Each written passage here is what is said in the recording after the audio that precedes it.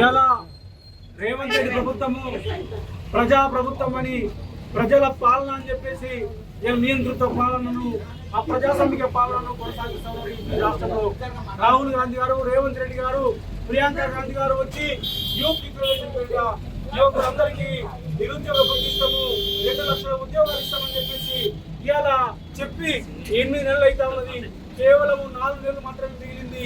ఇంకా ఎప్పుడు ఇస్తావు రేవంత్ రెడ్డి గారు మీరు ఉద్యోగాలు అని చెప్పేసి మా బిడ్డలందరూ రోడ్ల మీదకి వస్తే వాళ్ళకు సంఘీభావంగా బీసీ జనసభ, హిందూ బీసీ మహాసభ, అట్లాగే ఎంబీసీ సంఘాలు, అట్లాగే విద్యార్థి సంఘాలు, విద్యార్థి నిరుద్యోగ సమాఖ్య, ఓయూజేఏసీ, బీఆర్ఎస్పీ పార్టీ అందరం కలిసి, యాదవ సంఘాలు అందరం కలిసి ఇలా పెద్ద ఎత్తున సెక్రటరీ ముట్టడి కార్యక్రమానికి వాళ్ళ సంఘీభావం చెప్పడానికి వస్తే చాలా దుర్మార్గంగా ఈ ప్రభుత్వము ఇలా అరెస్ట్ చేస్తా ఉన్నది.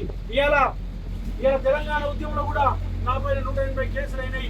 6 నెలలు జైలు ఉన్నాను. కానీ ఏ ప్రభుత్వం ఇంత దుర్మార్గంగా ఆ రోజు కాంగ్రెస్ ప్రభుత్వం ఉన్నది. ఆ ప్రభుత్వం కూడా, సీమాంధ్ర ప్రభుత్వం కూడా ఈ పద్ధతిలో వ్యవహరించలేదు. ఇలా మొత్తం కూడా ఈ పద్ధతిలో మ్యాన్యువల్ చేసి ఇలా బట్టలు చింపేసే పరిస్థితి, ఇలా దాడులు చేసే పరిస్థితి, కొట్టే పరిస్థితి, చివరికి జర్నలిస్టు మీద కూడా కొట్టే పరిస్థితి ఇలా దిగబడ్డదంటే ఈ కాంగ్రెస్ ప్రభుత్వం ఎంత భాషికంగా ప్రజాపాలన అని చెప్పేసి ఆ ప్రజాస్వామిక పాలనని, ఇలా దేశముఖ పాలనని, విష్ణు రామచంద్ర రెడ్డి పాలనని మరొకసారి తెలంగాణలో తీసుకొచ్చిందని చెప్పేసి అర్థమైతే ఉన్నది. ఇప్పటికైనా నేను చెప్తా ఉన్నాం రేవంత్ రెడ్డి గారికి, ఇప్పటికైనా మీరు వేసాలకు వెళ్ళకండి.